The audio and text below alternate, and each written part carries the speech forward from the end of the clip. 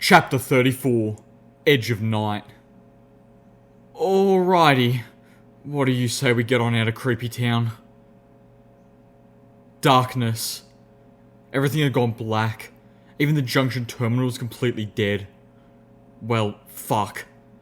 Okay, not entirely unexpected. The message left for Shadowhorn by Scootaloo warned that shutting down the Crusader mainframe would shut off all the automated systems. And since the Crusader mainframe ran virtually everything, that meant all the systems were automated. I had stopped Elder Cottage Cheese. I just hoped I hadn't cost the Outcast their base in the process. I turned on the lamp of my pip-buck. Its light seemed somehow ghostly in the raining quiet. Checking my pip-buck's auto map, I was pleased to find that interfacing with the junction had revealed the entrance into the Crusader mainframe secure room. I pushed myself up and started towards the entrance. With speed, I could get there and reboot the Spell Matrix in Strawberry Lemonade's power armor before Steelhorse finished cutting his way in. I felt a niggling sense of panic. If I just broke the stable, I was going to be in so much trouble. The quiet didn't last long. Shouts echoed down the halls. As I trotted into the atrium, I passed the two knights I had overheard talking earlier. They were galloping towards the security station, the spotlights on their helmets cutting swathes of illumination, one of them still pulling a trash bin behind her. Emergency lights came on throughout the stable, bathing the halls with pale orange. I exhaled in relief. Thank you, Applebloom, for thinking of everything. Hello, residents of Stable 29. A sweet-sounding mare's voice called out over the stable's loudspeakers. My name is Sweetie Belle, and was one of the founding ponies of Stable Tech. I cast a look at one of the speakers as I passed by. What was this? If you're hearing this, it means the Crusader mainframe that's been running Stable 29 since it was sealed was shut down moments ago, was it posed a threat to the ponies under its care. Sweetie Belle's voice was calming. I slowed to a walk. Emergency subsystems have been activated to take care of vital life-sustaining and security-related systems. The voice of Sweetie Belle informed us. Unfortunately, these subsystems have a limited lifespan and will only function for 5 years. For ponies trapped in a stable beneath an irradiated hellscape, 5 years would have been a major problem. For us, it was virtually a gift from heaven. I'm afraid you'll have to figure out what to do from here on your own. But don't panic. You're good ponies, and you can do more than you think if you just put your minds to it. I know you'll do just fine. Good luck, my little ponies.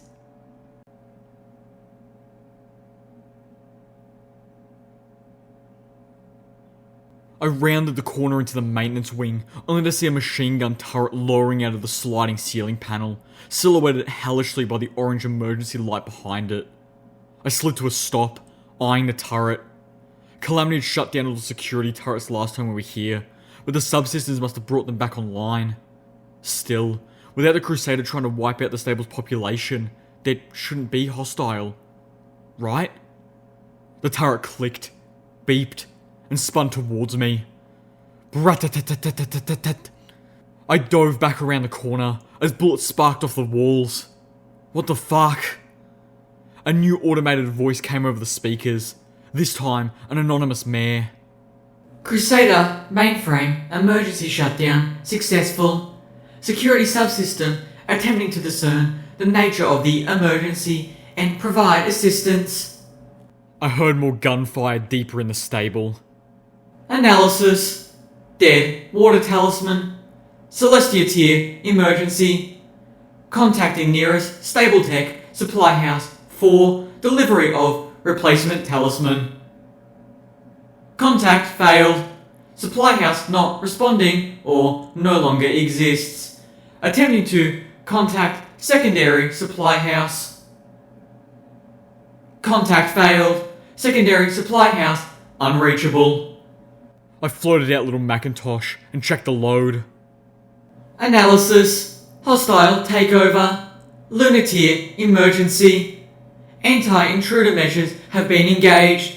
All residents of the stable should retreat to one of the safe rooms until threat has passed. I slid into SATs as I jumped back into the hall. My targeting spell locked onto the turret, and I fired 4 shots into its hull. The turret exploded in a shower of sparks with the third hit. I broke into a gallop, sure that the Crusader mainframe was in a safe room. I wanted to get there and get Strawberry Lemonade back up on her hooves before the room sealed off. Fortunately, the secret entrance that Cottage had used was on the maintenance level, just around the next. I skidded to a halt as I turned the next corner and found myself facing 2 more sentry guns. I scrambled back the way I came as bullets tore at the air behind me.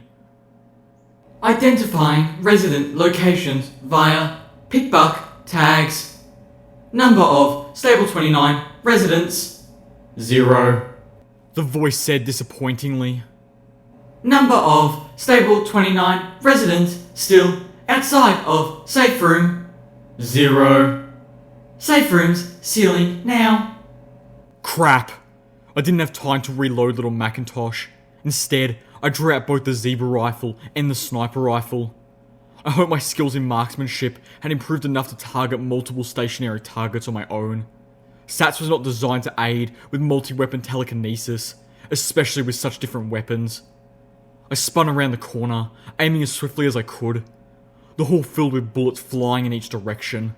I felt the impacts as several shots hit my armor, but did not penetrate. I felt a burning graze on my left cheek, and a much more serious pain as a bullet punctured my right hind leg. The sniper rifle fired twice, punching holes through the hull plating of the first turret. The zebra rifle tore at the second one as I set the turret on fire. The turret exploded, taking its wounded twin out with it. I wobbled, pain lancing up my hind leg. I wasn't going to make it now, not when I couldn't run. Safe rooms sealed. The mayor's voice announced, informing me that it wouldn't have mattered anyway. There had never been enough time. Deploying neurotoxin gas. Wait, what? I remembered Night Strawberry Lemonade calling out for me to take out Cottage by gassing the room, but I didn't realise that was actually possible. But stables tend to be more dangerous. Stern had warned us back in Philadelphia. They often have their own security, or their own unique dangers. I turned frantically, looking around. I needed to get out of the hall. But where could I go that would be safe? The safe rooms were already sealed. I suddenly felt very tired. Having no better choice, I started hobbling back down the maintenance wing. I wanted to get to the pitbuck technician's stall. There was no logic behind the choice. It just felt like the best place for me to be. I probably wasn't thinking straight. I felt so tired. Tired and heavy. I wondered what kind of gas was going to be released. Would I hear it? Would I be able to smell it? Would it burn my eyes and lungs? So far, there was nothing, not even a haziness to the air. A flutter of hope moved in my heart. Maybe after 200 years, the intruder countermeasures no longer worked. Maybe there was no gas. The idea made me feel better, but also a little dizzy. Dizzy. And tired. And heavy. Oh no. And then I was falling, back in the darkness again. I didn't even feel my body hit the floor.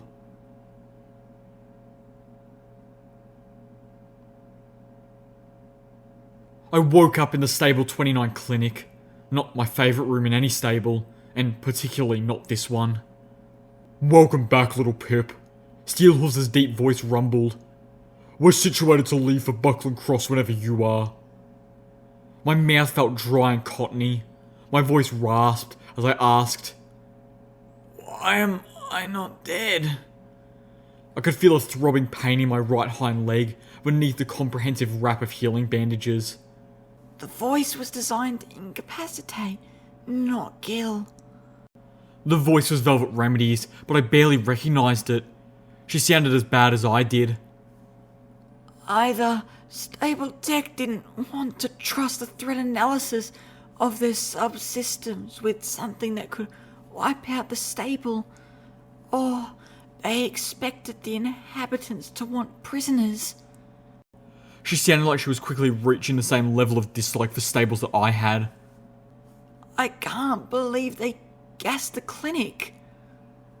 Well, I grunted, unsurprising that Velvet Remedy's response to the power shutdown had been to push her away to the clinic, the place ponies would come to for help. Maybe they've just gassed the atrium. After all, there is that big hole where the window used to be. I pushed myself upright. A nauseating wave of dizziness nearly knocked me off the gurney I'd been laying on. I looked at Velvet Remedy. Are you okay? I won't be singing again for a few days, Velvet said dourly.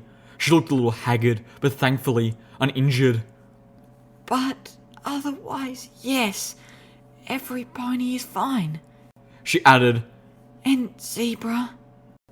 And the Rangers? environmentally sealed armor with rebreathers, Steelhoof said, sounding just a touch proud of Applejack's technology. Gas never got us. Well, those of us in our suits, that is. Cross? I asked, my throat hurting. Strawberry? Both fine. They were in stable safe rooms. I rebooted Night Strawberry Lemonade's armor myself. I nodded, made sense security would qualify. Or, at least the armor. And Star Paladin Crossroads would have had plenty of time to step into it before it sealed. From the tone of Steelhorse's voice, I guessed that Strawberry Lemonade had shown more thanks than he was comfortable with. I wish I could have seen it. Was any pony shot? Well, you were. Velvet Remedy rasped snarkily. Then, with a more somber tone, Yes, a few others. Mercifully, no fatalities. But there are some ponies who won't be walking around again for a few weeks. In one case, I'm afraid, the damage was permanent. the weight of the damage I'd caused pushed me back down onto the gurney.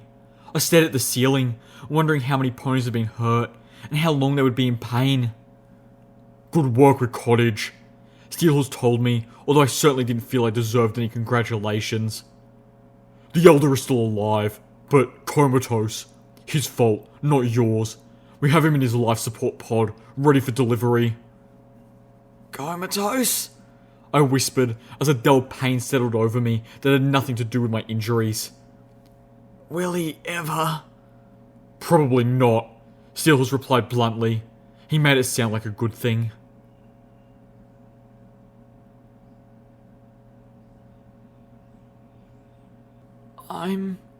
I'm so sorry. A lump caught in my throat as I stared up to a night stallion laying on a gurney. He'd been shot up pretty badly by one of the suddenly active turrets in the men's dormitory. He hadn't been in his armour. He'd been off shift and had curled up to sleep, only to wake up as bullets tore into his back, screaming in pain as two of his fellow rangers leapt up to destroy the turret.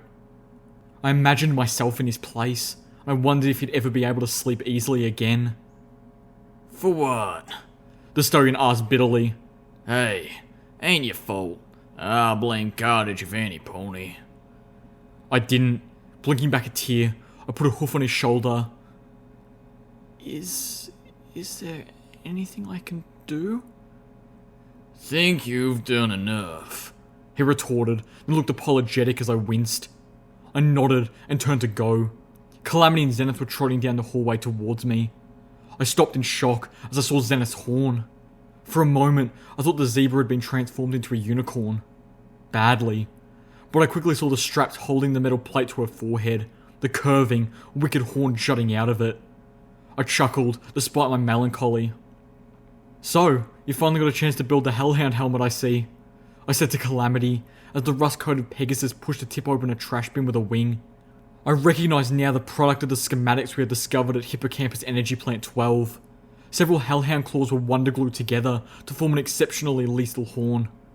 Yep, Calamity said proudly, as he fished an old pack of cigarettes out of the trash. Zenith looked mildly less thrilled. Using such a weapon is not proper Fulan Kaiser style, she commented, her exotic voice taking a dour tone. But the Pegasus has argued well that the hooves alone are no match for an Alicorn shield. I blinked. Are we expecting more trouble with the Alicorns? I asked hesitantly. I seemed to remember a warning about the Alicorns in the Cancelot ruins.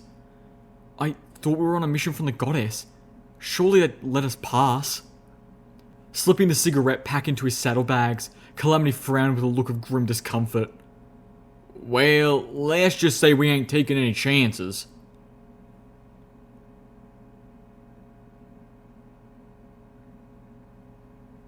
The storm from the night before had given way to a light drizzle as Calamity wove the Sky Bandit between the dark, skeletal husks that had once been Manhattan skyscrapers. We were heading to Buckland Cross, in a part of the city I hadn't seen yet. Velvet Remedy stirred, coming out of the Fluttershy orb for what was the second time since we left Stable 29 this morning. I looked away, not meeting the gaze coming from Steelhorse's helmet. Every pony deserved their little retreats. There's something I don't understand. Velvet Remedy admitted, looking to me as she put the memory orb away. Her voice was still raspy, but not as bad as it was a few hours ago. I wasn't in the mood for conversation. At my insistence, I had been led around to all the outcasts who had been hurt when the security systems activated. I apologised to each one. Most were polite, and some even thanked me for dealing with Cottage and possibly revealing 2 locations for backup water talismans to boot. Only one of them snapped at me over it. More should have. Little Pip, you said that Red Eye talked about controlling the sun, the moon and the weather. But not even the goddess Celestia was able to control the weather across all of Equestria. Does he really expect that mimicking what tricks he has become will allow him to be more powerful than Celestia? I shrugged, not feeling like speaking. And honestly, I really had no idea. Velvet Remedy shook her head. For that matter, why focus on the sun and the moon? Either Celestia and Luna are up there somewhere, guiding them like they always have. Velvet glanced towards Calamity, her eyes meeting with his as he looked back over his shoulder at the conversation. Or Calamity is right. The goddesses are simply dead. The sun and the moon are doing just fine on their own. Which would mean the goddesses were never really needed in the first place. Sure, being their guide would be a status symbol. Velvet said. But Red Eye seems practical. Why turn himself into something like her to do something that doesn't need to be done? Calamity veered away from the blackened husk of a building as dozens of pigeons burst out. I slipped off my bench as the passenger wagon tilted, thumping my right hind leg hard enough to bring tears to my eyes. Pyrelight leapt from Velvet's side, soaring out of one of the windows into the air, giving chase. Blinking, I considered crawling back onto the bench. The bench was more comfortable, but laying on it risked another spill. I decided to just stay on the floor. Is it not obvious? Zena said. He wishes to be worshipped like a god. How better to become one than to take on the role of the goddesses? I shook my head. I don't think that's it. Red had talked as if he was removing himself from the equation. Like doing this was akin to dying. He was many things, but not a megalomaniac. Y'all are making an assumption that just ain't so, Calamity called back. We all turned towards him. And what assumption would that be? Velvet asked in a voice that would have been a purr if not the after effects of the gas. Y'all talk like the sun and the moon are doing what they're supposed to, Calamity replied, swooping beneath a crumbling and dangerously canted walkway that stretched between 2 tilting towers. Several bloodwings were nestling underneath. Way I heard it, Celestia would raise the sun at the beginning of the day, then lower it at night. Luna would bring out the moon, then put it away at dawn. There was supposed to be the order of things, right? Well, yes. Velvet Remedy replied. Of course, but clearly that isn't happening. It was night before, it's day now, and it will be night again, just like clockwork. Oh, it's happening, but it ain't nothing like clockwork. I can't tell you how many times I was growing up that I saw the sun and the moon in the sky at the same time. Velvet and Zenith gasped. I reeled. The very notion was like something out of a doomsday prophecy.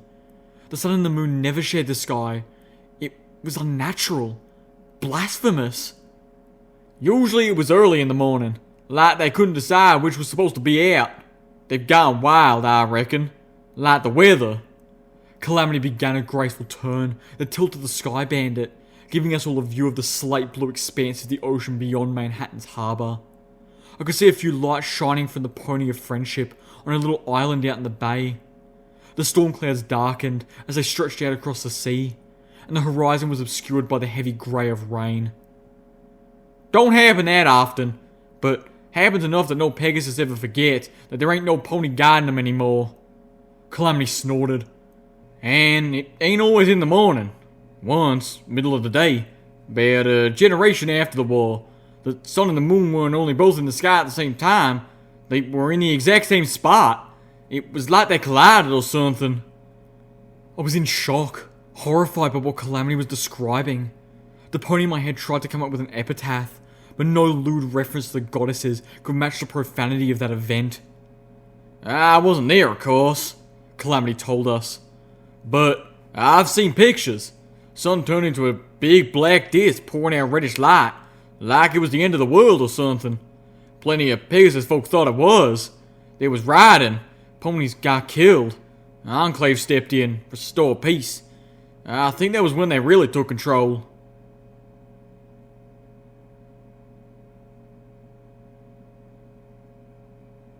It was late evening when I first laid my eyes on Buckland Cross.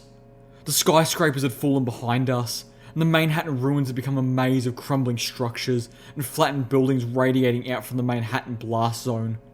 We could clearly see where the balefire bomb had gone off. What had once been Manhattan City Centre had been scoured to the foundations in a huge radius.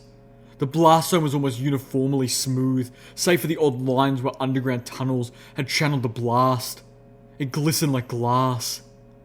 Beyond the Manhattan blast zone, beyond miles of shattered city, a murky river cut through the land. Its shores marked the boundary between Manhattan and Buckland, one of Manhattan's largest suburbs. The Buckland Bridge had once spanned the river. It had been one of Manhattan's crowning landmarks, a massive, multi-tiered suspension bridge with huge, brickwork piers that included rentable living spaces. The Buckland Bridge had collapsed from both ends, leaving only a single freestanding pier in the middle of the river, a stretch of roadway hanging out over the water in each direction. When viewed from the right angle, it did indeed look like a giant cross. Little rivulets of rainwater was pouring off of each end. The wind caught the water in misty sprays. The meeting point for our exchange with the Steel Rangers was on the side of the river. So, I was alarmed when Calamity flew past it, swooping out over the water. Hang on! What? I asked, crawling up onto a bench and floating out my binoculars. I looked first downwards towards the cracked remains of a wagon hitching lot I believed was our destination. And indeed, there were several paladins looking back up through the rain at me with upturned visors, and more waiting in the ruins beyond. I spotted at least a dozen. Were they planning to ambush us? Or were they protecting themselves? Should we try to double-cross them? I pointed out what I'd spotted to Steelhooves. Make sure your guns are loaded, he replied, then turned to Calamity. Where are you going? I turned my gaze to Buckland Cross, noting more Steel Rangers moving between the wreckage of wagons and defensive barricades. There were multiple turrets, including several mounts on the bottom of the bridge, which clearly kept it free of bloodwings. And I noted a few tank-like sentinel bots rolling about on patrol. Structures had been built between the tiers and between the columns of the pier, supplementing the living spaces already inside the pier. A line of cranes and several small boats over the edge of the bridge railing. All in all, the Steel Rangers' Manhattan Citadel looked cramped but ridiculously secure. It would take them considerable time to send reinforcements. They would have to do so by boat. I noticed other boats in the river, small, light craft, pushed over the water by huge fans. A hoof full of them skimmed about like insects near a small settlement huddled along the shore in the dim shadow of Buckland Cross. Once, in the old Equestria, the buildings had been a strip mall, apparently dominated by two competing coffee shops. The two shops had fought to out-advertise each other, accumulating in each building a giant billboard over their respective corners of the mall. The billboard for Java's Cup had collapsed, crushing through the roof of the adjacent Sunny Suds laundromat. The opposite billboard had suffered severe damage from smoke and age, leaving only 4 letters of the sign clearly legible. Abu. The residents of Abu would ring the asphalt field that had once been the mall's complimentary parking with passenger and delivery wagons, using scavenged plates of scrap metal to fortify the barricade. It was a passable defence, but In comparison to the fortifications of Buckland Cross, the little village looked like a target. Several of the signboards from above the strip mall shops, including a sign for Java's Cup the size of a schoolroom chalkboard, had been cobbled together to create a gate which could be opened and closed through a system of chains and pulleys. Above, the ponies had fashioned a sign, Abu, friendliest town in the wasteland. The gate was being slowly drawn upward to allow a merchant caravan to exit from the town. I knew what had drawn Calamity's attention even before I saw them. The rain-soaked ponies I saw moving between the rubble, setting an ambush for the caravan, didn't look like raider ponies. They lacked the fucked up scourges of pony kind motif. No necklaces of pony bones or cutie marks of bloodied weapons. They just looked like bandits. Calamity, maybe we should just scare them off? So they can just attack the next caravan instead?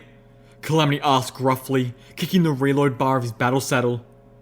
Plan to go around apologizing to every pony they kill after we let them go? That stung. I shut up. There were 9 of them. I watched several taking aim down rifles pointed towards Abu. One, a slate blue unicorn mare, floated a grey assault rifle into position. If we didn't intervene, this would be a slaughter. Calamity lined up on the first of the bandits and opened fire. One double shot from his battle saddle, and the pony fell, missing part of her head. The bandits all turned about, looking for wherever the shot had come from. Only one of them thought to look up into the sky. Calamity fired again, just as the pony pointed upwards and cried out a warning to her companions. One of Calamity's bullets tore into the bottom of her pointing hoof, wrecking her foreleg. The other hit her thick leather armor. She fell back, badly wounded. Pyrite swooped in front of us, diving down towards the bandit. The magnificent huntress let out a blast of green flame, setting the wounded bandit ablaze. I could hear her screams as she burned to death. The remaining bandits, 7 of them, dove for better cover, turning their weapons skyward. One black-coated earth pony with a sawed-off shotgun swung his weapons towards Pyrite. Blam! The beautiful balefire phoenix let out a squawk of pain and fell from the sky, bouncing off a freestanding wall and landing in a trash bin. Velvet Remedy cried out in dismay. Calamity, get us down there now! She screamed. Dozens of bullets sparked off the sky bandit, echoing metallically. I floated up the zebra rifle and peered down the scope. The other ponies were shooting back at us, but the black stallion shotgun didn't have the range. Instead, he was crouching behind a mailbox, looking for better cover. I brought up my targeting spell and took aim. His cover was good. It would be a tricky shot to get him. I paused and slipped away the zebra rifle, bringing out the sniper rifle instead. I reasoned that an armor-piercing shot would go right through the mailbox. But the real reason is that I didn't want to see these ponies on fire. It felt wrong to kill them like that. But I was still going to kill them. Did that make me corrupted kindness after all? Calamity banked, firing again. One of the bandit ponies learned the hard way that her cover was just quite not good enough. She screamed as one of the bullets clipped her in the flank, the other pinging off the concrete she was hiding behind with a shower of white dust. Damn it, move where I can see you! Steelhorse's deep voice whirly commented, I don't think she's looking to oblige. He moved up to one of the passenger wagon's broken windows, warning us to get back. The missile launcher built onto his battle saddle opened up. 2 rockets whooshed out, the backwash of their launch filling the wagon with choking smoke. I threw myself to a window, more to breathe than to see, and watched as the missile struck home on the bandit mare's concrete shield, blasting it apart. The mare's body was bloodily torn by chunks of blaster-propelled concrete. More shots. This time, neither from the bandits, nor from us. Several armed ponies were charging at Abu, firing pistols and rifles at the bandits. Others were moving to protect the merchant. The remaining bandits were forced to split their attention. The slate blue unicorn bandit turned her assault rifle towards the incoming ponies of Abu and opened fire, spraying wildly. The town's ponies dived for cover, amongst the hunks of old chariots and the crumbled walls of what had once been a dentistry office. At the gate, one of the ponies knocked the merchant out of the line of fire, taking several bullets in the side. More hit the merchant's heavily laden, two-headed cattle who mooed in frightened pain. That broke my battle stupor. I floated the sniper rifle in front of me, peering down the scope, and sent 3 armor-piercing rounds through the mailbox. The black stallion toppled, laying on his sides heaving with each breath as he slowly bled out. Calamity had maneuvered us close enough in his efforts to land for Velvet that I could hear the cry of the colt, who suddenly galloped out from under a pile of metal boxes. Daddy! Oh no. No. Celestia raped me with a solar flare, no! The colt ran right up to the fallen stallion, throwing himself on his dying father, and right into the line of fire. What had I done? Velvet Remedy's shield spell flashed up over the colt and his fallen father. I slipped my weapon away, feeling an icy numbness pass through me. They're bandits, I tried to tell myself, but I was not ready for bandits with families. Please, I prayed to Celestia, don't let the father die. The father I put 3 bullets through. Below, a rifle shot from one of the bandits caught an Abu mare square in the chest. She fell, coughing up blood once, twice, then never coughed again. Steelhooves' grenade machine gun tore at my eardrums as a swathe of explosions ripped through the bandits' defences, killing 2 of them and sending the others scattering. Another twin shot from Calamity felled one of the bandits as he ran, blood painting the broken wall beside him. Another took several shots from the Abu town's ponies. Most of the bullets impacted the bandit's armour with little effect, but a lucky shot pierced her eye. The shot knocked her head back, the black socket of her eye ringed with blood, stared vacantly upwards towards us. Unbidden, the nightmarish vision of the sun and the moon sharing the sky, becoming a black disc ringed with fire, blossomed in my mind. I shuddered uncontrollably. As the mare fell, the last bandit turned and fled into the ruins.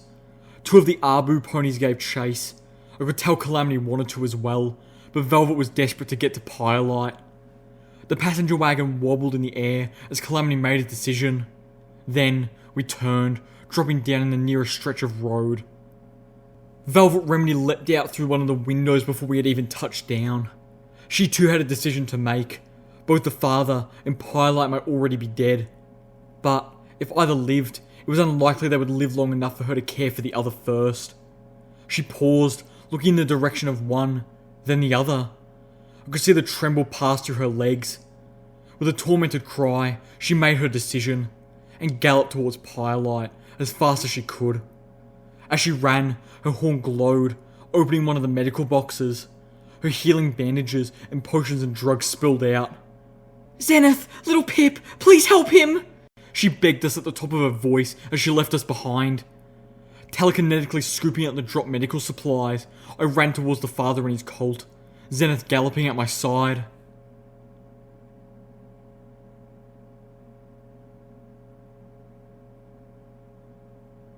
You can't have my son! The black stallion rasped weakly as 2 of the Abu town's ponies pulled the colt off of him. The boy's wet mane hung in front of his eyes, the water dripping from it mixed with his tears as he struggled to be reunited with the stallion. We'll take good care of him. One of the Abu mares promised kindly. Treat him as one of our own. Zenith and I were doing what we could, but the 2 of us did not equal one Velvet Remedy, and seeing the extent of the damage made me think that not even she could save him without the aid of a full clinic. Instead, the painkiller was at least dulling his pain. His last breaths were shallow, his eyes glazed, and were not truly seeing. I could barely see him through the tears in my eyes. I won't let you...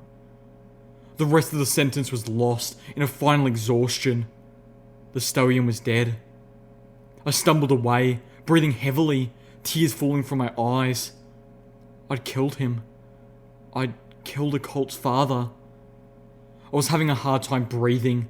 I tried to think of anything I could do to make this right, but you couldn't fix dead. There was no way I could make this up to either the father or his colt.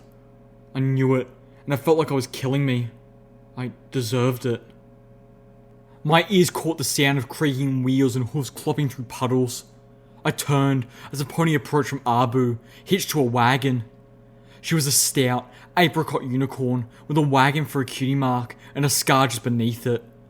Her coat showed signs of radiation poisoning. She waved a friendly hello that I half returned. Her horn glowed with a soft brown light that enveloped the father and floated his body upwards into the cart, placing the black-coated corpse on top of several other pony bodies. Abu was collecting the dead, their own and bandits alike. What? I asked weakly. Well, some ponies gotta bury 'em, replied a green-coated Abu mare with shockingly orange hair. I felt another shot of pain as I realised the good ponies of Abu treated the dead as their enemies, but then I tended to treat the bodies of ponies I had grown to care about. The images of Pinkie Pie's skeleton and apple blooms both floated in front of my mind's eye. I realised how utterly unworthy I was of Homage's affections. I didn't deserve the friends I have found. I couldn't keep going like this. I couldn't keep doing this. I needed to do better. I needed to be better. Velvet Remedy appeared, tears in her eyes. Oh goddesses, no. Not Pie-Light too. But this time my worries were in vain. She'll live, Velvet announced. If the shotgun was in better repair, it would have been another story. But she's in bad shape. We should get her to someplace radioactive in the next few hours so she can begin healing properly. If you're looking for radiation, one of the Abu ponies, a milk-coloured mare with a stingy tan mane and a birth defect that left her with only one eye, said as she trotted up, shaking Velvet's hoof in a friendly greeting. You can look to Graha's breeding facility just up the river. Mind the radigators, and don't go killing any of them. Gerhard's? I wondered quizzically, only to be answered with a sharp nod. My eyes strayed to her flank. Her cutie mark looked like several sharp teeth. Radigator teeth, perhaps. She too had a little scar beneath her cutie mark. A small brand, it looked like, reminding me of the brand that had obliterated Calamity's cutie mark. Breeding facility? Velvet Remedy asked. Breeding what? Why, radigators, of course. Weren't you listening? The mare replied. Oh, Velvet replied politely. Little Pip, we should go. I nodded numbly, ambling towards the Sky Bandit. Steelhooves was still there, keeping an eye on the life support cocoon strapped to the roof. The status of Elder Cottage Cheese had not changed. Calamity was pulling an old suitcase out of the rusty husk of a chariot. My little scavenger. Come back now, you hear? The green mare with the orange mane called out. We'll have dinner.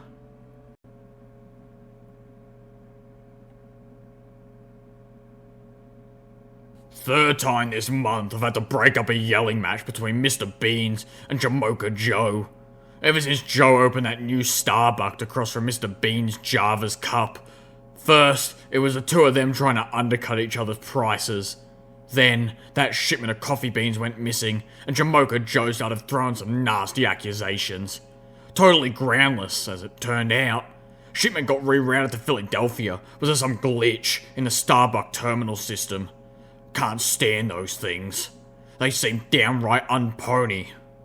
Yesterday, though, Jamocha Joe unveiled a new ad for Starbucks steamy coffee, and hoo-wee! Never felt more like buying a cup of coffee in my life, just to show my appreciation. Now, I don't know what makes steamed coffee so different from any other type, but Mr. Beams was sure steamed about the ads, called it blatant use of sex to sell coffee, and I reckon he was pretty on the nose about that. Mr. Beans rallied together a flock of local ponies to stand in front of Joe's place, decrying the poor guy as a moral and degenerate, the whole think of the children routine, and harassing customers. When I arrived to break it up, one of the old mares hit me with her protest sign. Jamocha Joe came out to help, and before I knew it, Mr. Beans and Jamocha Joe were in each other's muzzles, and it looked like it was going to come to bucks. Didn't help that Mrs. Weather's stupid yappy poodle got loose and was adding its own head-splitting noise to the ruckus. Got them settled and went right to quick care for some stitches. I can't believe I quit my job in Manhattan for this crap. Calamity's suitcase had been locked. Opening it, I found an old security guard uniform, a cattle prod, a 4-star month's pass on the lunar line, and a comic book, Sword Mares, the cover featuring a mare who was rendered to be ridiculously hot to the point of deformed, wearing equally ridiculous flank-bearing armour and holding a sword in her muzzle as she faced down a monster that looked like a cross between a giant Yaoguai and Nightmare Moon, a wide-eyed buck cowering behind her. In addition, there were a whole mess of audio logs. Most of the logs had deteriorated beyond salvation, but I was able to download 8 of them into my Pip-Buck. My Pip-Buck was clicking at me with a chiding voice. Calamity circled the Sky Bandit around the ruins of the greyish pink and green hatchery building with the cartoonish, smiling alligator statue at the front. The hatchery sat between the Manhattan edge of the gloomy river and a set of train tracks which crossed the street leading up to it. All about were strewn tank cars, most of which were leaking a glowing toxic sludge. When the balefire bomb had been detonated, the train had derailed, spilling its shipment of radioactive waste across several blocks. The hatchery had gotten the worst of it. Several train cars had been flung into the building and its water pens, smashing them apart. Gummy's Retirement Hostel and Alligator Sanctuary. I spotted at least a dozen giant radigators milling about in the water pens and along the shore. Through a shattered wall of the hatchery building, I saw the shadowy movement of a legendary radigator, easily the size of one of the train cars. "We're not going inside," I announced. The mayor from Arbu had asked us not to harm the local wildlife. I wasn't sure why, as the radigators posed a clear threat to the town just downstream. I suspected the bridge under turrets along Buckland Cross regularly had more to shoot at than just bloodwings. "There's a big one in there that looks like he could swallow me whole." Velvet Remedy nickered. We shouldn't need to. Just set us down on the roof, Calamity. I'll put Pyrelight someplace cozy to rest. She looked down sorrowfully at the wounded bird, wrapped in blankets. The phoenix coughed and shuddered, sending a twinge of worry through my friend. "Gotcha," Calamity called back. "But, be quick, I don't think that roof is held up by much more than wishful thinking." "Why do you believe the ponies wish to keep these beasts alive?" Zenith pondered. "I'll tell you why," Calamity laughed. "'Cause Radigator is good eating." Velvet Remedy made a face, and Zenith looked vaguely ill. I, on the other hoof, felt like I had missed an opportunity back on my first day outside. I hadn't even thought of killing and cooking one of the Radigators near the big Macintosh Memorial. Calamity flew us in for landing on the rooftop. He touched down with the clop of his hooves. There was a warning groan, and the roof sagged perilously. I suspected Calamity might be right. Velvet Remedy got out, floating Pyrelight's wrapped body next to her, and began to cross towards a set of crates on one corner of the building, moving cautiously on the unstable surface. I'm going to leave you right over here for a while. Velvet cooed softly. There's a lot of nice, warm radiation here. You'll be feeling like your old self in no time. The click-clicky on my Pip-Buck insisted that she was correct, and that we should all drink some Radaway as soon as we got away from here. Velvet didn't see the pressure plate. To be fair, neither did I. The damn thing was well camouflaged. She was nearly to the crate when she stepped a hoof onto it. One of the crates burst open with an explosion of colourful streamers, confetti and party glitter. The sound of trumpets blasted through the air as several 200-year-old balloons did nothing but lie there in the bottom of the crate, deflated and greasy with rot. Velvet jumped back several feet in panicked surprise. She landed on all four hooves with a soft thump. The roof collapsed from under us. I felt an awful, lurching weightlessness as the Sky Bandit tilted and began to fall into the empty space where half of the roof used to be. Calamity flapped his wings quickly, lifting us into the air again as I lashed out with my magic to wrap Velvet Remedy in Pyrelight in bubbles of levitation. Several chunks of ceiling splashed into pools below or clanged off of metal walkways as they fell. A crumbling rumble belched up from the building below us. Velvet Remedy and Pyrelight slowly floated back towards the waiting Sky Bandit. Obviously, we'd have to choose someplace else to cradle Pyrelight until she recuperated. The hulking head of the legendary Radigator snapped up through the opening. I barely pulled Velvet and Pyrelight out of the way, the creature's scales brushing against Velvet Remedy and knocking her out of the levitation bubble. Velvet fell, the charcoal unicorn hitting the side of the creature, sliding down its scales and splashing into a pool of much smaller Radigators below. The mammoth radigator twisted about and opened its maw, snapping at the Sky Bandit. With a mixture of comedy and horror, I realised the monster had no teeth. The huge jaws closed into our ride, threatening to drag us down as the monsters gummed at the Sky Bandit. Calamity yelped, his body slamming into a bent girder as he was swung around helplessly in the air, barely sparing his wing. Velvet Remedy splashed, struggling to keep her head above the water as the smaller radigators closed in. Swimming was not a skill normally developed in stable life. The closest radigator opened its maw, revealing rows of razor-sharp teeth. Frantically, she threw her anesthetic spell at it, then flung her forelegs over the paralysed creature like it was a life preserver. The behemoth radigator was pulling us into the hatchery. Still not wanting to kill this thing, I drew out the poison dart gun for the first time in ages, firing shot after shot into the soft tissue of its gullet. The legendary radigator released us, trotting away and collapsing back into the pool below. The splash hurled Velvet Remedy over the side of the pen, along with several extremely not toothless radigators. Calamity grunted, flapping his wings as he regained control over the passenger wagon. I threw another telekinetic field around Velvet Remedy, pulling her up from the floor as several radigator jaws chomped at the space where she had vacated. "Plan B?" Zenith asked, not missing a beat.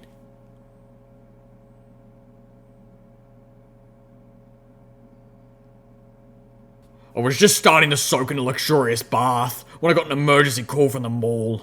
Miss Weathers was reporting a robbery. I got there, soaking wet, my uniform clinging to my coat, only to hear that the thief was the Sunny Suds new Sparkle Cola machine, and the theft was a single bit. Apparently, she hit the button for one of those new Sparkle Cola rads, and the machine dispensed a normal Sparkle Cola. Oh, the horror! The operator at Sunny Studs naturally had no way of getting into the machine. I could probably do it with a crowbar, but then I'd probably be fined for the damages. I instead just gave her one of my bits, which she promptly put into the machine, hitting the same button and getting the same damned result. I feel I should have received an award for refraining from using the cattle prod on the damn old hag.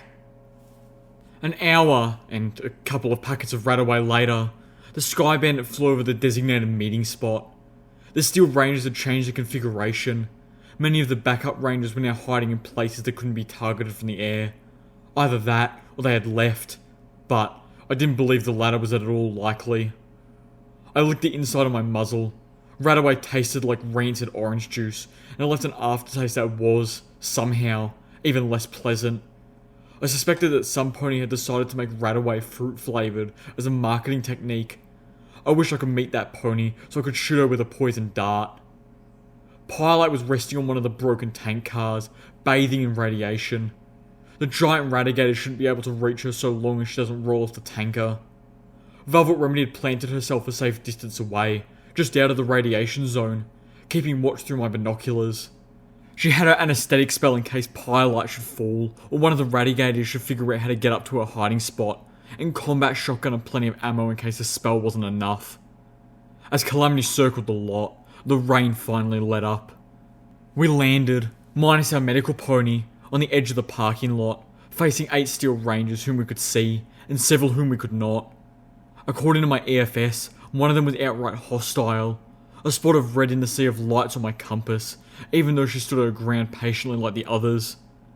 We waited as Calamity released himself from the Sky Bandit's harness and shook the rain out of his coat.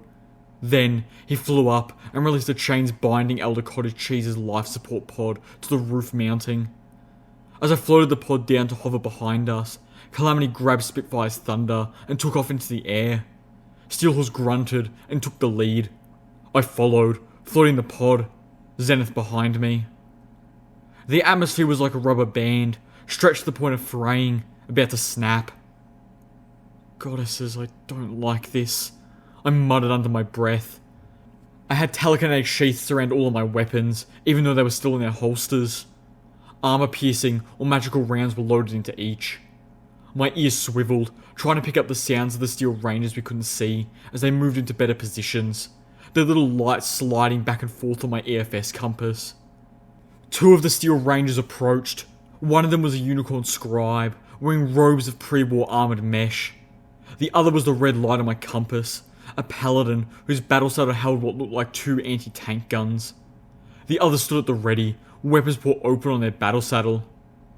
We were expecting Steel Ranger traders, not one trader and a bunch of tribals. Miss Hostility growled. Then, her head bobbed as she took in Steelhooves. But it seems they did grace us with Steelhooves himself. So, tell me, Hoofy, are they actually calling you Elder now? Hoofy? I have accepted the position, Steelhooves said shortly. I believe you have some pony who wish to join us in exchange. Send her out now. Take your elder and go in peace. Oh, night ant meat? The unicorn said with a note of regret that touched her eyes. I'm afraid she won't be joining us. Took a gallop off the short end of the bridge while trying to evade incarceration. I felt my skin tighten around the hairs of my mane. Steelhooves' stance didn't change. His voice seemed unmoved by the news, although I suspected he had been enraged inside. Were they trying to provoke something? More is the pity, Steelhooves replied evenly, standing very still. The elder had a bit of an accident of his own before we could depart. He is unconscious, but alive. A few of the Steel Rangers bristled and stomped, but none of them made a foolish move, and the two addressing us seemed to shrug off the news as inconsequential. Paladin Amaranth, the unicorn scribe said, in a tone that only pretended to ask. Would you please check Elder Cottage Cheese's pod and make sure all is in order? The armoured paladin with the anti-tank weapons trotted forward a step, stopped, then took several steps back. Paladin Amaranth? The unicorn questioned. This is a problem, Amaranth intoned. These aren't just any group of tribals. These are the Stable 2 tribals. That's the Stable Dweller. She nodded towards me. Yes, I realise that, the unicorn said impatiently. But I don't see how that matters. It matters, Amaranth growled. Because DJ Pony has a boner for her. I cringed at that, the mental image being all manner of wrong. And he's got the whole wasteland believing what she says. If it's just the outcasts, anything that went down here would be our words against theirs. But with her... The unicorn scowled. And what, pray tell, do you think is going to happen here, where the truth wouldn't favour us? Paladin Amaranth took 2 steps back. This is blown! Kill them all! The moment she spoke, every spot on my EFS compass changed to red, except for the unicorn. What? The unicorn shouted, spinning around to face the others. Belay that order! But it was too late. Steelhorse has been standing still, targeting Steel Rangers with his armor targeting spell even as he talked. Before any of the Steel Rangers could react to the words of either Paladin Amaranth or the unicorn, Applejack's ranger was firing loads of high explosive grenades at them. 3 of the Steel Rangers were blown into armored giblets before the unicorn had finished saying order. The word drowned out from the host of detonations. Paladin Amaranth fired at Steelhooves, almost point blank. The rounds from her twin anti-tank guns punching through his armor and flesh, and exiting the other side in perfect holes. Steelhooves fell to the ground with a metallic thump. His light on my compass winked out. Amaranth turned back towards me, with a swift canter, only to find herself looking down the barrels of a sniper rifle, a zebra rifle, and a little Macintosh. I pulled every trigger. From the way blue sparks erupted from the holes blue in her armor, the magically enhanced bullets in little Macintosh was probably the ones which killed her. The world around me erupted as the 3 remaining Steel Rangers launched grenades and missiles at us, neglecting the safety of the Elder and the Unicorn alike. Mercifully, most of the first volley missed. They'd been targeting Steelhooves, and the moment he went down, their targeting spells lost their lock. I felt shrapnel and fire slash at me as I was knocked to the ground, my ears ringing. The magical grip I had on my weapons was evaporated. Even through the near deafness caused by the explosions, I could still hear Spitfire's thunder echoing across the Manhattan shoreline. 2 of the Steel Rangers dropped dead before they even hit the ground. The 3rd fired 2 rockets. I watched the Zenith gallop past me, dodging between them, and planted herself on her forehooves, swinging about to buck the knight's helmet with such force that it broke his neck. As she looked at me, I saw she had a vial clenched between her teeth. She dropped it. The vial shattered against the ground, and the lot began to fill with fireless smoke. I pushed myself to my hooves, pain lurching through multiple parts of my body. My pitbuck was sending me medical warnings. Some of my cuts were pretty deep, and I was bleeding badly. My inventory sorter immediately placed within reach the remaining medical supplies I had taken from Velvet Remedy earlier. I administered the last of the painkiller and downed a healing potion. More explosions tore through the ground near me, throwing me back. My head hit the concrete hard enough to daze me. The steel rangers who had remained hidden before had now moved into positions that gave them clear lines of fire. My ears were ringing and my vision blurred, but I could still make out the sound of machine gun fire. The smoke and dust were obscuring my vision as much as anything else, but my EFS was still picking at the targets. I had no idea what had happened to Zenith. I looked around, blinking concrete dust out of my eyes, but I couldn't see her. Not even the friendly light that should be her was on my compass. Another light flared up, a friendly one, as a terrible sound warped the air. Steelhorse got back to his hooves in a vortex of unseen, necromantic energy. Canterlot ghouls don't stay dead. You have to turn them to ash or dismember them to keep them down. I was at once thankful and horrified, fearing even more of our trip into the Canterlot ruins. Some pony was crawling towards me, a friendly light on my compass. I turned, expecting to see Zenith. It was the unicorn scribe. She was dragging herself across the broken asphalt, a swathe of red smearing out behind a tattered flank. An explosion had torn off one of her legs.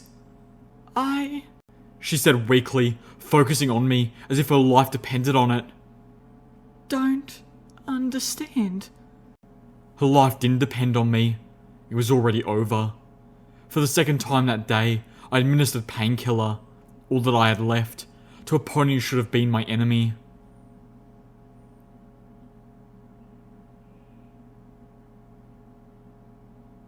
I found myself laying down on a straw bedroll in the common lot of Abu, watching colourful ponies trot about. Many of them stopped to wave hello, or trotted up to greet me.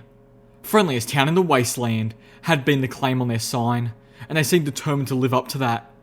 As one pony, a fairly ugly puce-coloured mare with a withered left hind leg and a cutie mark that looked like a stew pot, told me, Well, we gotta be good at something, and everything else about this town sucks, so it might as well be us as the good part, right? Most of the storefronts had boarded over windows, except for the Helping Hoof Quick Care, whose windows were covered in aged flyers and posters, and Virtue Comics, which no longer had a front wall, much less windows. Still, the entire place was clearly in use, the home for half a dozen pony families. We would be spending the night here. The good ponies of Abu insisted on being gracious hosts after we came to the merchant's rescue earlier today. I was too numb to argue, or, really, to feel anything. Part of that, I knew, was the painkillers that Velvet Remedy had doped me with before wrapping me in enough bandages to be a museum exhibit. Come see the mummy of the rare stable dweller. Beware the curse. I couldn't remember how the fight ended. I couldn't remember much past holding the unicorn scribe as she passed from this life. I had a concussion. Velvet Remedy warned I might have blacked out. Thanks again for your help, kind stranger. The merchant pony was saying to Calamity. Might have been the end of me if you hadn't stepped in. Velvet Remedy trotted up to me, seemingly from out of nowhere. She gave me a gentle kiss on the horn, as if I was her little filly. How's your head? I grunted in response. My head was full of crying shadows. You'll be okay, little Pip. She said soothingly. Just rest. She sighed as soon as she said it. Why do I even bother saying that? Where were you just now? I asked, changing the subject. Helping patch up the merchant's Brahmin. She replied, indicating the two-headed cattle. One of them took a few bullets, and the other had a sliver of glass wedged in her hoof. It'll be another day or two before the Brahmin can travel, so the merchant will be joining us here for dinner. I nodded. That was nice of you. I wondered how the hell you could notice a sliver of glass in the bottom of a creature's hoof. I mean, they were standing on it, right? Oh, she told me. Velvet said casually as I vocalized the last question. Then, she kissed my head again, informing me. I'm going to go sit with Calamity. She trotted off, leaving me wondering where she had picked up the ability to communicate with animals. The gears in my mind felt broken, and I was sure I was missing something. Getting up, I started to look around. I had nothing better to do, and my usefulness seemed to be limited to shooting things. I played another one of the audio logs of an unnamed mall security guard. Spent the day at my niece's birthday party. First time I actually wanted to be called away. So, naturally, no pony had any problems. I was tempted to feign a call anyway. I know that it's awful and selfish of me, but Darling is suffering from wartime stress disorder, and there's really nothing I can do to help. I hated just standing there, feeling useless. Sharing worried looks with my sister as Darling went on, muttering things like, "So what if it's my birthday? We could all be dead tomorrow. I hate this war. Why does it have to be like this? Is it really too late to come to a peaceful resolution? I'm sure not all the zebras are bad." No pony was enjoying that party.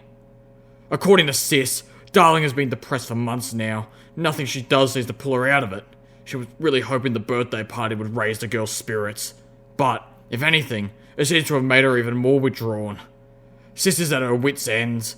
I advised her that it was time to call the Ministry of Peace.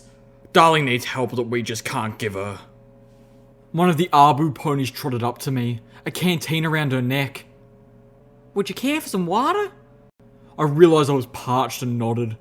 My pit bar clicked softly as I levitated the offered canteen close.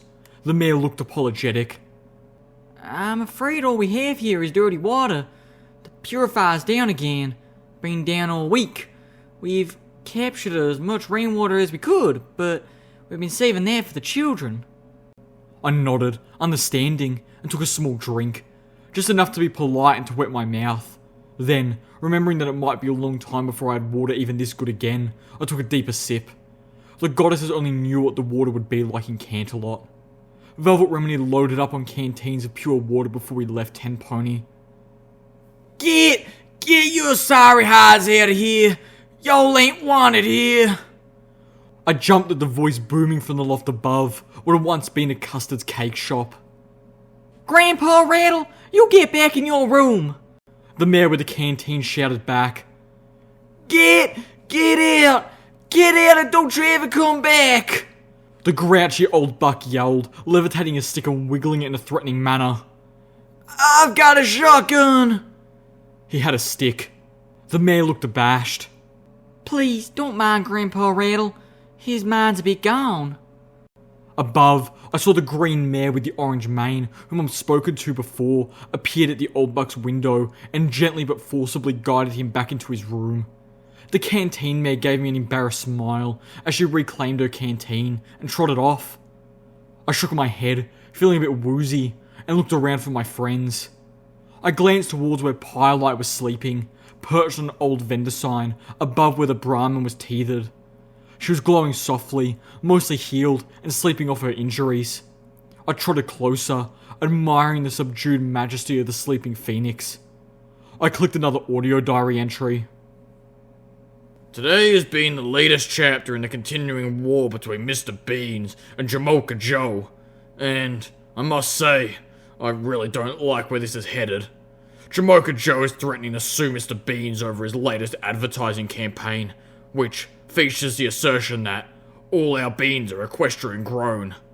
According to Jamocha, the ads are trying to paint Starbuck as unpatriotic, suggesting that the some of their beans might come from Zebralands. I tried to point out that the ad said no such thing, but he wouldn't listen.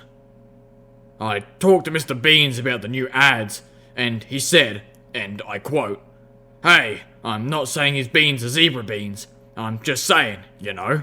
Do you know where his beans come from? 'Cause I don't. But our beans are pure, 100% patriotic pony beans. That's all I'm saying, okay?" Just awesome. Mr. Beans reminded me that the winter was almost here, and that winter makes or breaks a pony in the coffee business. He needed every edge he could get against Starbucked. I told him that he maybe should instead try to make coffee that didn't taste like it was filtered through something used to wipe a mule's backside. But that's how coffee's supposed to taste, he told me.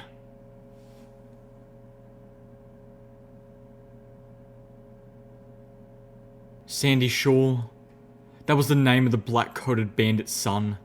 I kept watching him from across one of the picnic tables in the Abu common lot as I ate from the meaty bowl of stew that the good ponies of Abu had offered us.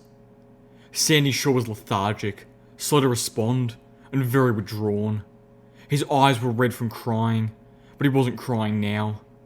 He was staring at his stew with very little interest. I empathised. It was an absolutely delicious stew. Radigator is good eating, but I just didn't have an appetite. I put another spoonful into my mouth, chewed, and swallowed mostly from rote memory. My pip bar clicked slowly at me. The stew was made with mildly irradiated river water. After the radiation exposure at gummies, I wasn't so concerned about the negligible amount I was ingesting from the dirty water used in the stew. I was a touch worried about the cult, but I'd imagined he had ingested worse. Often.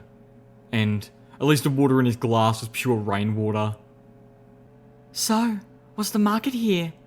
I heard Velvet Remedy ask. She and Calamity were chatting amiably with several of the Abu ponies and the caravan merchant at the next table.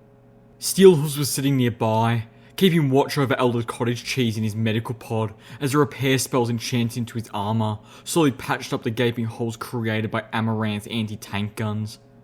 I'm not sure what Steelhooves had planned to do with the Elder now.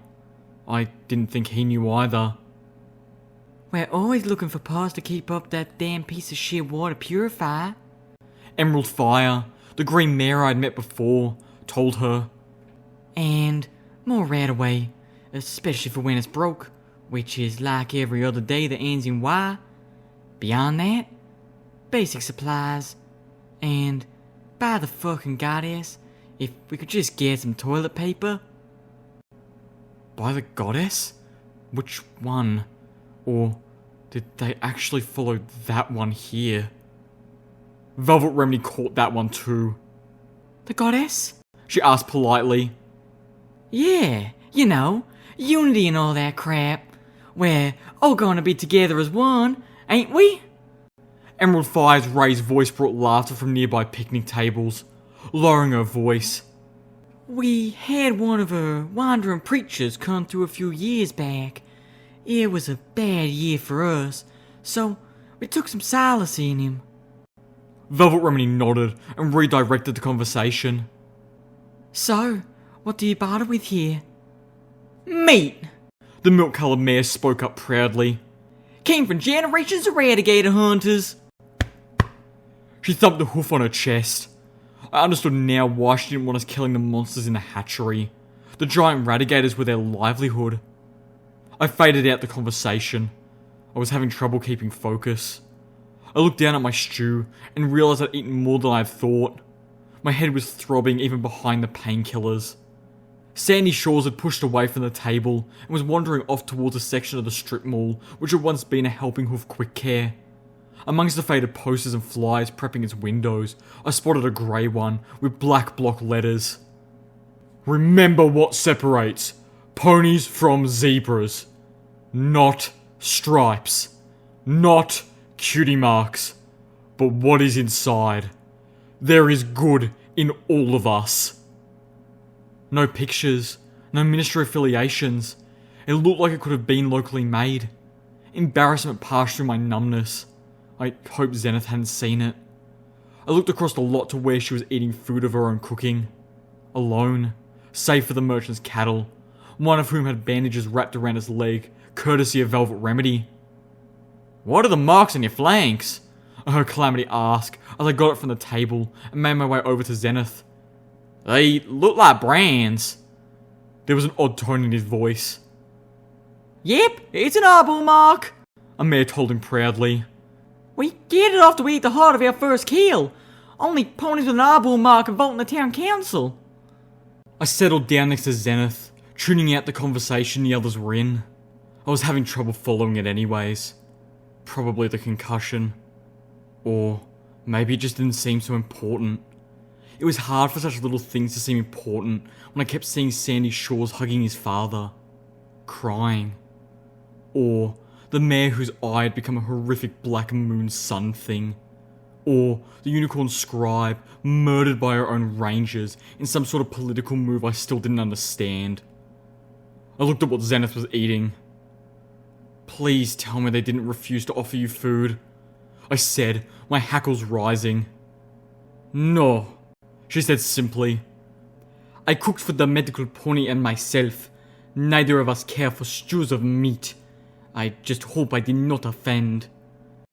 Oh, yeah, that makes sense. We should be apologizing to you, I replied earnestly. Why? Well, because... I glanced back in the direction of the poster. Maybe she hadn't seen it. You did not write that. Damn it, she had. Nor any of the ponies alive today, here or elsewhere. You should not apologize for what ponies who are not you did long before you were around to stop them. My head swam a bit, and it took me a moment to realize we weren't just talking about ponies. I nodded, understanding. None of us would blame you for what happened in the war. I paused, realizing that wasn't correct. Well, Steelhooves would, but I think even his coming around. My thoughts returned to the poster. They could have at least covered it over, though. They are hunting their prey to extinction, Zenith informed me. Soon, there will be no more meat to barter with. I do not begrudge them for not spending what little they have on such luxuries as paint. I thought of the number of radigators we had seen at the hatchery. When I'd been thinking we might have to fight them, there had been a lot. But when I viewed as both a food source and trading supplies, there were hardly any. I hoped the river held significantly more, and found myself wondering what a bad year amounted to here in Abu. My brain seemed to flip. I felt like I'd lost a bit of time. Back at the tables, I heard Calamity asking where the new graves were. I felt a sudden urge to pay my respects to the bandit I'd killed, no matter how ludicrous or meaningless the act would be. Oh, we ain't buried them yet, An Abu buck replied. ground's too muddy. Got the body looked up in the clinic cellar for now. Emerald Fire shot a dark look at the buck. Calamity nodded. Velvet Remedy coughed with alarm. Hey, isn't that where Sandy Shore was headed? Don't worry, miss. Got the cellar locked up tight. No pony's gonna get in there without a key. Yeah, because apparently the only pony in the entire wasteland who can pick locks is me. No, wait. There is at least one other. Probably part of the Philadelphia Steel Rangers. Or maybe some pony who works for Red Eye. I stopped, suddenly suspicious that my lockpicking rival must be Red Eye himself. I had no facts to base such an assumption on, but it just felt right. The sense of duality was too perfect. The certainty slipped from my wounded mind almost as quickly as it manifested. I found myself staring at a puddle and not knowing how long I'd been doing so. I looked up swiftly enough for my head to pound, but every pony was where they were when I last saw them, except Sandy, who was sitting morosely in the corner between the clinic and a dark vertical wall sign for Starbucked, the coffee shop that wasn't Java's Cup. As the first rays of sunset dipped below the cloud cover, the wall sign suddenly lit up, bucked on by some ancient timer, miraculously still running. Other lights flickered on, about a third of them still functional, illuminating the mall in patchwork pools of light. My eyes caught on the sign and lingered there. An image of two very attractive mares. Twins. One with a cream-coloured mane and a coffee-brown coat, and the other with the same brown for a mane and a creamy coat, who were intertwined around each other, almost as much as their tails were intertwined around a cup of steaming coffee with a Starbucked logo, all backlit by lights that flickered and threatened to go out. My mind supplied a logo for them. Buy our coffee, and we'll let you watch us make out. What was that? Zenith asked. I flushed with embarrassment as I realised I said that out loud. Nothing, just looking. I winced and quickly clarified. At the coffee shop over there. Zenith followed my gaze. Are they bucking the stars? Or are the stars bucking them?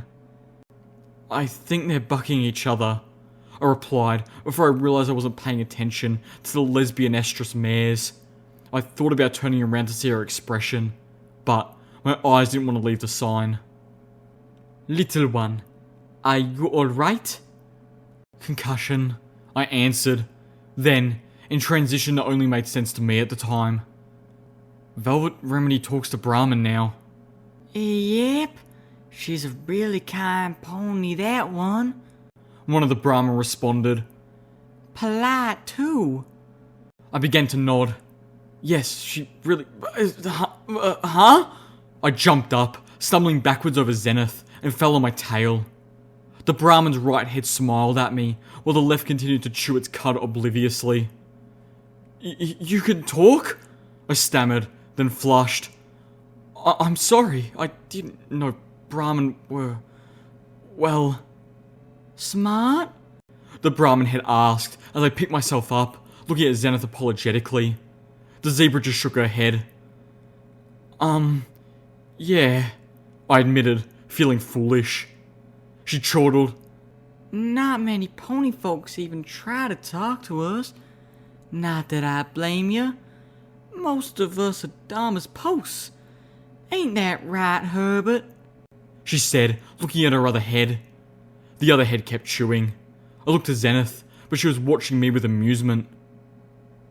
Yeah, I don't really get any good conversation from him, she said dourly. I felt stupid. Sorry. Concussion. Brain no worky. I'm little Pip. Well, howdy there, little Pip. I'm Bess, and this is my other half, Bob. Bob? I asked, wondering how one head could be male and the other female. I looked Bess over. She sported several bandages, including a bandaged leg and a medical brace, courtesy of Velvet Remedy. Definitely a female Brahmin, judging by her bulging udder. Although I couldn't recall I'd ever seen a male Brahmin. Not that I'd been paying attention to notice if I had. Yep, Bob. The Brahmin told me. I just call him Herbert to get on his nerves. Oh. From the looks of Bob, nothing much could get on his nerves. I didn't think Bob was even aware that a conversation was going on. Most Brahmin get two heads, but only half a brain between them. I'm one of the lucky ones, Bess claimed. If you can't be settled for life with Bob here lucky. Anywho, tell that mare friend of yours thanks again for patching up my leg. Did a real fine job, she did. Polite, too.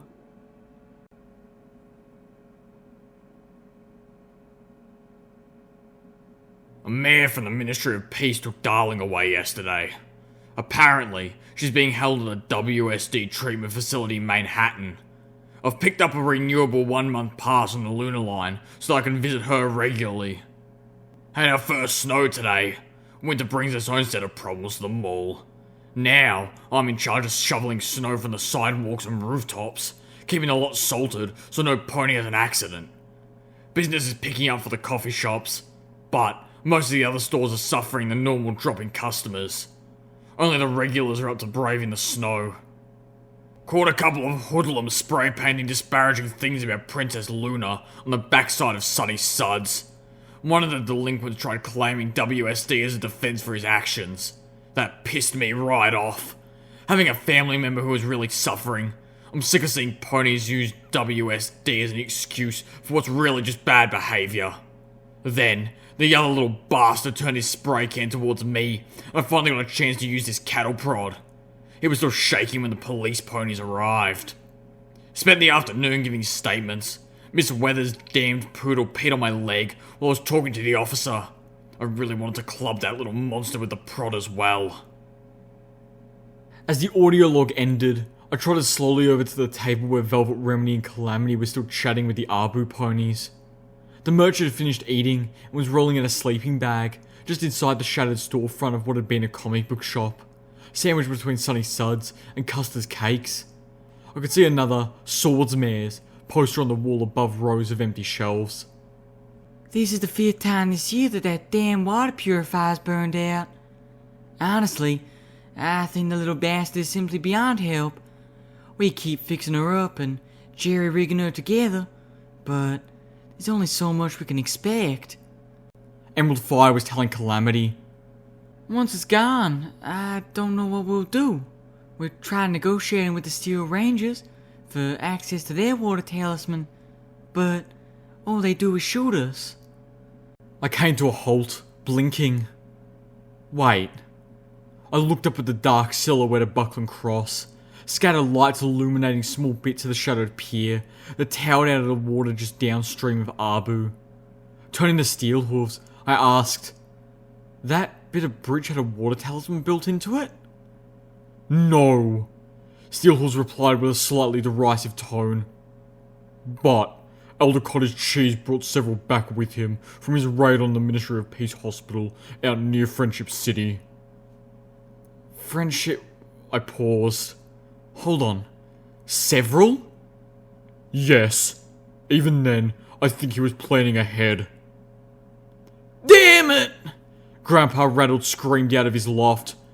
You fuckers still here! Get out of Arbor before it's too late! Emerald Fire face hoofed. Will some pony shut him up? A couple of ponies, including the one-eyed milk-coloured pony, scooted off. I've got a shotgun! I ignored him, turning to Emerald Fire.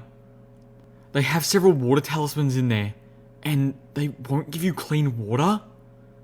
My mental haze was fading, sharpening into deadly focus. The green pony, with a cute little flame for a cutie mark above her Abu brand, nodded. We don't know much. Radigators have been getting scarce, but we're willing to trade for what we got for good water. I felt a simmering anger. Why should you have to?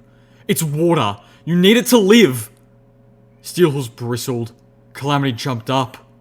Whoa there, little Pip, he neighed as he flew over to me.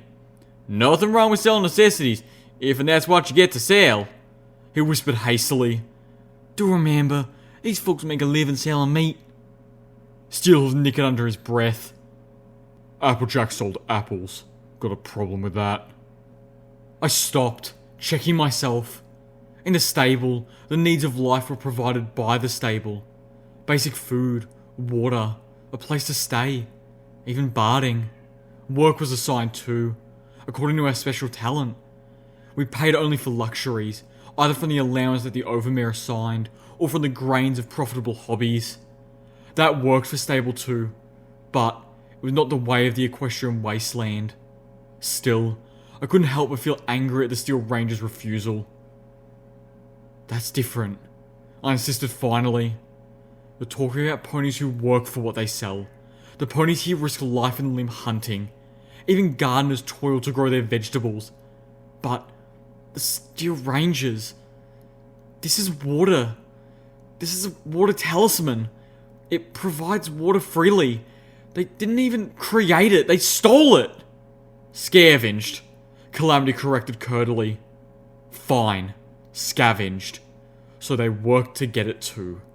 But that doesn't mean they shouldn't share. My voice was rising.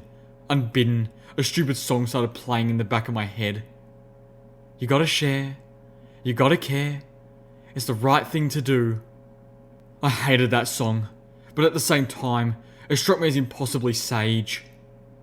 Sandy Shore's glass had been filled with pure rainwater. But what would happen when the rainwater ran out and the water purifier still refused to function? I killed the poor colt's father. The least I could do was make sure the water he was drinking wasn't fucking poison. I owed him that much. I owed him a whole hell of a lot more. Little Pip? Velvet Remedy asked cautiously. What are you thinking? Load up Elder Cottage Cheese. I barked to Steel Hooves. If I was the leader here, then I was damn well going to lead. We're going to Buckland Cross. But this time, we're not giving their elder back for free. We're bartering. Steel Hooves neighed. Judging from what happened this morning, what makes you think they even want their elder back? He walked towards me. I've been thinking about this all evening, little Pip, and I'm convinced they were hoping he would die at our hooves, or, at least, that they could claim so, with little opposition. Dead, he is a martyr for their cause. Alive, he's the elder who keeps sending Steel Rangers to their deaths in the Canterlot ruins, and whose leadership led to the crippling of the Manhattan contingent in his efforts to take Stable 2 and Stable 29. I stared back at him, taking that in. Think they'll attack us again? Probably. Good. I hissed. Pip! Velvet Remedy gasped. I turned to her. I didn't start this, but I'm itching to end it. One way or another, we're coming back from Buckland Cross with a water talisman. I scowled. No! Make that 2. We're getting one for stable 29 too. Calamity shook his head. Lil Pip, think this through. Do that, you sign Arbu's death warrant. I stepped back, stunned by his words. Right now, they're nothing to the Steel Rangers. Give them a water talisman, you give them something the Steel Rangers want, and you know what they'll do to come take it. I grimaced, thinking of the Steel Rangers' attack on Stable 2. Oh, I have not forgotten. Velvet Remedy cringed, her voice soft and still a little raspy. Little Pip, I know where this comes from. There's a part of my heart that wants revenge on them too. But this isn't right. No! I stomped. I think it is. And I think it's about damn time. I looked over at my friends. They were eyeing me with concern. Maybe even fear. I understand if you don't want to come with me on this one. I won't think less of you. Zenith had held her tongue, as she had done for years. Still saying nothing, she trotted to my side. Calamity shook himself, spreading his wings. I ain't saying I ain't gonna go with you. I'm just saying we do it smart. Friendship City ain't too far from here.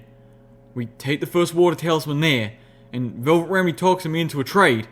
That includes water rights for the Arbu ponies. I nodded. Calamity's plan was much more sound than mine. So you're in? Hells yeah. Calamity grinned. You think I'll pass up a chance for an adventure with you, after all my whine about being left behind? Velvet Remedy face hoofed. Some ponies should stay here with Pyrelight. She began, then sighed. But you ponies are gonna get yourselves killed without me. She looked at me sternly.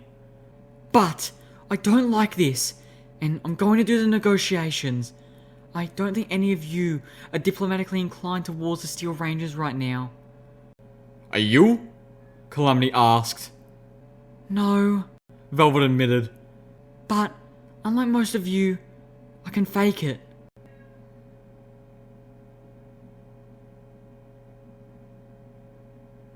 Spent time with Sis today filling out applications for a place in one of the Stable Tech war shelters. The non-refundable deposit took most of my paycheck, but it'll be worth it just to take one worry off of my sister's head. Ever since Darling was taken, she's been slipping from me. I think she's been drinking, although I can never smell it on her breath when I'm over. I've been to visit Darling twice this month. She's definitely looking better, and some of her cheer back. Whatever the Ministry of Peace is doing to her, it seems to be working. She's almost like her old self now. Only thing I've noticed that seems a bit off is that she seems to have forgotten things. I asked her about her birthday party, and she got strangely quiet. Then, told me that she doesn't remember having one this year. The more I spoke to her at the hospital says that temporary memory loss is a side effect of her therapy. Honestly, it was just good to see Darling smile again. That I was fine with that. Saw one of those little hoodlums that I caught spray painting a couple months ago. He was dressed up fine, mane combed, looking presentable. He stopped on the street to thank me for having put him on the right path. I was so stunned, I told him it was my pleasure. I asked him how that other buck was doing, and he looked away, saying something about not trying to think about bad influences. Things at the strip mall have been interesting. Mr. Beans and Jamocha Joe have stepped up their advertising war. I fully expected to get an earful from Mr. Beans last week when Jamocha erected, no pun intended, that huge, hot and steamy Starbucks sign with the twin espresso and latte laying all over each other, surrounded by steaming cups of Starbucks. But he seemed almost cheerful about it. Found out why yesterday when the new Java's Cup sign went up. Not as much sex appeal, but the billboard was huge, easily 20% larger than the Starbucks billboard. And the whole thing is done in patriotic colours with an image of Princess Luna in the corner endorsing it as the best thing to keep you going all night. I have to wonder if he had permission to use her image like that. Jamocha Joe spent most of today trying to persuade me that the Java's Cup sign billboard was too big, against regulations, and a hazard come the next windstorm. I told him to file his complaints with the zoning office. The sun was setting as the Sky Bandit flew back towards the black form of Buckland Cross. "Whoa, nearly!" Calamity shouted, pulling up sharply as half a dozen automated turrets turned our way. Velvet Remedy threw her shield around him as the guns opened fire. Bullets and lances of coloured light filled the air around us. I focused, my horn glowing, as Velvet Remedy cast a disintegration ward over all of us. The light of my magic flickered around each turret on Buckland Cross. Not just the one shooting at us, but all of them. For good measure, I extended my spell over the sentient robot I could make out on the bridge. Calamity danced in the air, trying to keep the Sky Bandit from taking more than a few minor hits by putting himself between the guns and us. The shield around him was taking so many bullets, it looked like a sparkler. I focused hard, working as fast as I could. I knew I could do this. I'd effectively done it before. Just yesterday, I crawled under the Sky Bandit and swapped out the spark batteries. I had the technical expertise. This was easy, but it was taking longer than I wanted. Calamity's shield went down, a stream of bullets tearing through it and slashing across his side. Flesh wounds, little more than scratches, but over a dozen of them. He yowled. We dropped several yards as he briefly forgot to keep flying. Calamity spread his wings and caught us in the air again as Velvet Remedy threw up another shield as quickly as she could. All the turrets shut down simultaneously. I had unscrewed their maintenance plates and pulled their spark batteries. They were dead. The sentient robot as well. I scowled, floating several dozen spark batteries back to the Sky Bandit. I was going to give the Steel Rangers every chance to do the right thing, but if the exchange earlier today was strike one, then this was strike two. Calamity lifted us back up and flew in for landing.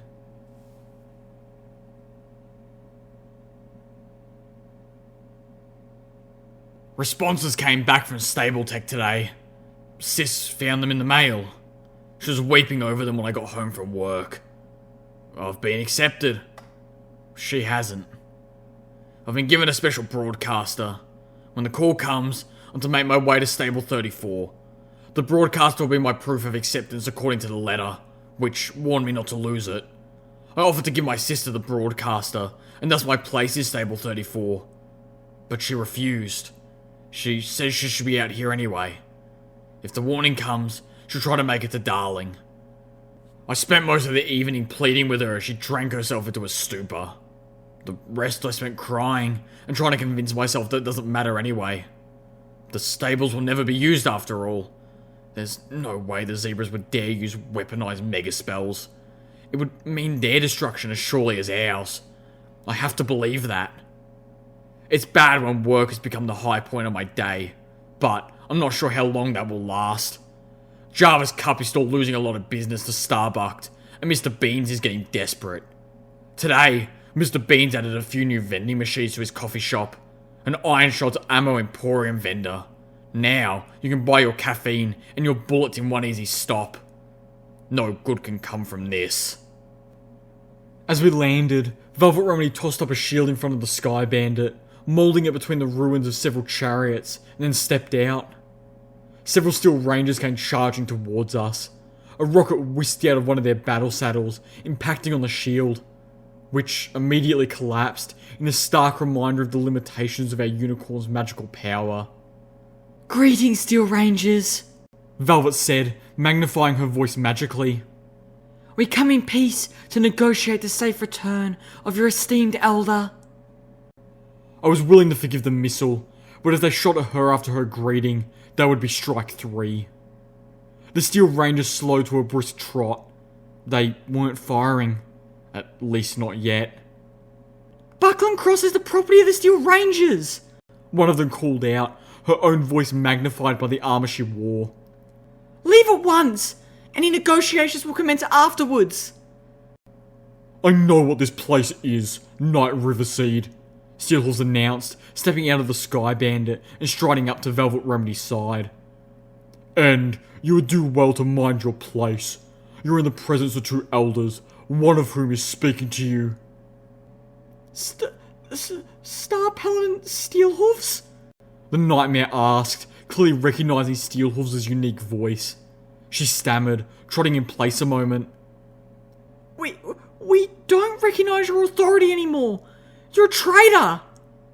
No, I'm a loyalist to the Ministry Mayor and the true purpose of the Rangers, Steelhoofs told her flatly. And you're a wet behind the ears knight, barely graduated from Initiate, Knight Riverseed. Send out the pony in charge here. That would be me, sir. Steelhoofs stood silent, then, calmly, "You're kidding." The Steel Ranger stared back at us, 3 more joining the 3 already facing us. I spotted 2 more stepping out of the doorways, high on the stone arches above, taking sniper positions. Steelhoofs' voice couldn't hide his disbelief. "You're kidding, right?" No, sir. Knight Riverseed said, shifting hesitantly into a battle stance. And I'm afraid I have to ask you to leave. "I can see you're afraid, Knight Riverseed," Steelhoofs replied. "We have come bringing Elder Cottage cheese, whom we will return to you in exchange for 2 of the water talismans stored here in Buckland Cross. After that, we will leave. Not before." Velvet Remedy was looking uncomfortable. Clearly, her intention to be the negotiator had gone up in smoke. I brought up my eyes forward sparkle and slipped out my sniper rifle, targeting the 2 ponies in sniper positions. Even with my skill and targeting spell, it would be a tricky shot to hit either of them. But, even if I missed, I could at least pin them down. The Steel Rangers looked as taken aback as they could, considering they were completely concealed behind metal armor. I'm sorry? What was that? "After the disgraceful actions of Paladin Amaranth at the previous exchange, you're lucky we're asking so low a price for the return of your elder," Steelhoofs informed her flatly. "Whom your pony shot at. So, be careful whom you call a traitor."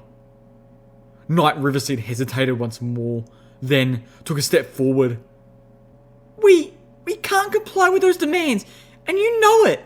Request denied. Now get off our citadel. The 2 light machine guns on her armor's built-in battle saddle clicked as they reloaded, pointing threateningly at us. But my EFS was not registering her as hostile. It was a bluff. "Are you really going to attack an elder with 200 years combat experience, backed by a team of wasteland heroes who have defeated a dragon?" Steelhoofs asked warningly. "You can't win." I can't give you 1 water talisman, much less 2. She spat back. Your offer is absurd, and you're trespassing. This sounded like it was going downhill, but no pony was red on my EFS compass yet. We could still talk this out. I was beginning to really hope we could. I hadn't realised how badly the losses at Stable 2 and 29 had depleted the Manhattan contingent of the Steel Rangers. The battle earlier today must have really taken out their remaining hierarchy. All that was left were the knights, left behind to guard the fort, and probably a hoofful of scribes. These weren't the ponies who attacked Stable 2. They weren't the ponies who attacked us earlier either. They weren't even the ones responsible for refusing the water to the civilians of Abu. Pow! One of the snipers fired at Steelhoofs. The knight wasn't even red on my compass. I think it was an accident. The bullet ricocheted off the ghoul's magically powered armor and struck Velvet Remedy. She fell with a yelp, bleeding out of a hole in her flank, her blood running down over a nightingale cutie mark. Everything went to hell.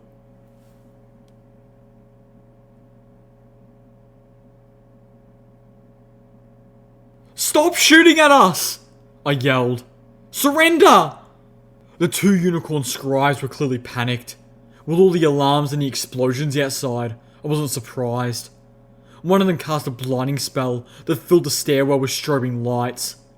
I closed my eyes tight and fired blindly with the poison dart gun, not wanting to kill these ponies. Unfortunately, they weren't showing the same restraint. A crackle of light cut through the air, making my coat hairs all stand on end and filling the stairwell with the smell of ozone. I backed up the stairwell, pressing against the wall, nearly tripping up the stairs. One of the unicorns had combat spells. I fired again, hoping that if I couldn't hit them, I could at least try and keep them from getting any closer. The 2 water talismans we had come to procure dangled from my horns on chains. They were amazingly small things, no bigger than a particularly gaudy necklace. They radiated a cool power from the large sapphires in the centre of their golden lattice work, but were otherwise almost unremarkable. I had braved the internal rooms of the pier and picked one of the hardest locks I'd ever come across in order to get them. But my relative stealthy entrance was obliterated when the alarms went off. I felt a cold breeze and could clearly hear the sound of Steelhorse's grenade machine gun as he battled knights with a fraction of the skill, but just as much ridiculous firepower. When I dodged into the interior of Buckland Cross, Calamity had been swerving through the air, dealing with the 2 remaining Sentinel tanks, the ones I had missed. Another bolt of electricity lashed out, this one hitting me square in the breast. My body locked up in intense pain, my magic exploded, and a dart gun went tumbling down the stairs. I teetered, gasping, and fell back through the window.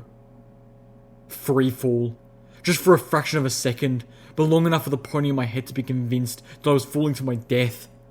Then, I hit the metal girder. I opened my eyes, blinking, my vision still swimming with foreign colours and shapes from the blinding strobe spell. I was laying on one of the understruts that had formed a lattice work beneath the Buckland Bridge, looking up at the underside of the street. A cold wind blew across me, carrying the first drops of another rainstorm. I turned my head and immediately regretted it. It was a long way down. Okay, being very, very still. Just float myself back into the window, I told myself.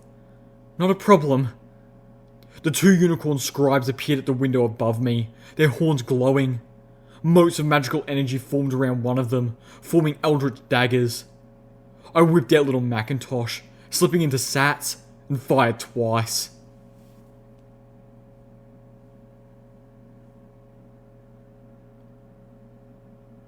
Calamity flapped his wings, and the Sky Bandit lifted away from Buckland Cross. The rest of us huddled in the Sky Bandit, which was now considerably more riddled with bullet holes. Next stop, Calamity insisted, we would start putting on armour, while we still had much of a passenger wagon left. Zenith was tending the Velvet Remedy, who was breathing heavily as she slept. The bullet had lodged inside her flank, and Velvet had spent the battle digging it out, while Zenith applied healing potions and the zebra poultices as needed. Velvet would be okay, but she had lost a fair amount of blood and needed to rest. In the end, only 2 of the Buckland Cross ponies surrendered. We let them go in one of the Cross's boats. I watched them as the crane lowered them, shuddering under waves of deep hurt as how very few ponies were in that boat. We had stripped the fallen knights, scribes and initiates, 14 in all, and built a funeral pyre. They deserved that much. I wondered if the outcasts would claim Buckland Cross for their own now. We would take our 2 water talismans to Friendship City and Stable 29. But first, we needed to rest. Abu had offered a sanctuary, and I was eager to take them up on that. The light from the pyre danced into the sky. As if summoned, a streak of green and gold appeared, whirling and pirouetting amongst the flames. I played the final audio log that I'd been able to recover as we flew through the darkness. I woke up in the hospital this morning. Apparently, I've been in and out of surgery for 2 days. Fortunately, the company is paying for most of the costs, seeing as I was injured on the job. I got a frantic call from Miss Weather, who was screaming about murder. I rushed to the mall as fast as I could, telling her to send a terminal message to the police. We had had a doozy of a storm the night before, and when I got there, Sunny Sud's laundromat was a complete disaster. Turns out, Jamocha Joe was right about the fucking huge-ass billboard of Mr. Beans. Damn thing came crashing down this morning, a good 3 hours after the storm had passed, tearing through Sunny Sud's roof. The murder victim, turns out, was Miss Weather's fucking poodle. She was screaming and hollering at Mr. Beans, so red-faced I thought she would explode, claiming that he murdered a poor little fucking walking piss dispenser. Like he was the one who left her damn dog in the laundromat while she popped out for a cake. I can't say I didn't laugh. I didn't even see the batty old unicorn produce a firearm. I still don't know whether she was actually trying to shoot me, or if the bullet was meant for Mr. Beans, and her aim is just that bad. I'm told the police have her in custody. While I was in surgery, my stable tech broadcaster went off. I missed the call, but that's okay. According to the message, this is just some sort of test run, like those fire drills they used to make us do in school. I've decided not to mention it to my sister. She's already too much of a mess. Sis is here, looking more depressed and anxious than ever. I don't think she's been sleeping. I told her the doctors all say I'll be fine. I'll be up and about, good as new, by the end of the week. But I don't think she was really listening. I've been shot, and that's all she seemed to be able to focus on. Well, that and the other thing.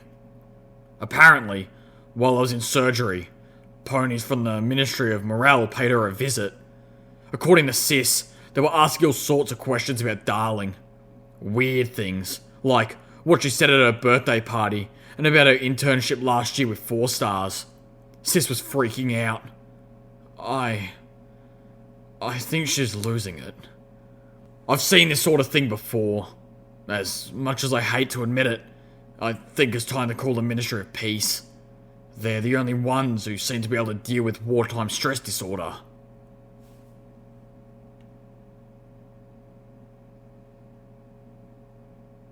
Where is every pony? I asked, trotting out of the Sky Bandit. Hello? It is late, Zenith intoned. They are likely asleep. I nodded. Night had fallen during our battle on Buckland Cross. I looked about. All the stores were closed up, but there was still light pouring between the boards covering the windows of Starbucked. I contemplated heading there, but decided I didn't want to break into any pony's home. Instead, I made for the comic shop with its collapsed front wall. I could hear the snores of the merchant, but I was so weary and emotionally exhausted that I could sleep through a firefight. I was not a good pony. I wanted to be a good pony. I tried to be a good pony. But today was... Hey! A voice hissed at me from the darkness. I turned to see Grandpa Rattle huddled in the shadows. I looked for any sign of a shotgun, and by that, I meant a stick. Instead, I noticed the red marks above his hind hooves. I knew such marks well.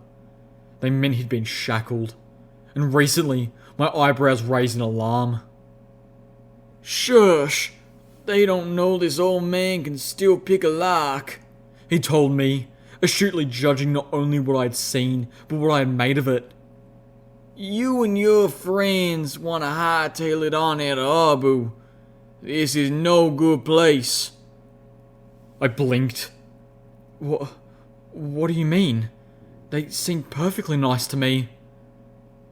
Take a look in the basement, if and you don't believe me. But don't say I didn't warn you. The basement? In the quick care? Where they kept the bodies they were going to bury tomorrow? I had a sudden, dreadful sinking feeling in my heart. Grandpa Rattle looked about nervously.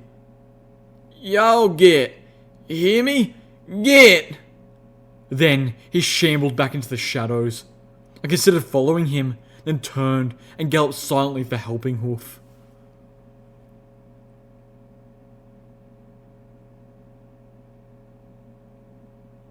There were 3 ponies in Helping Hoof quick care.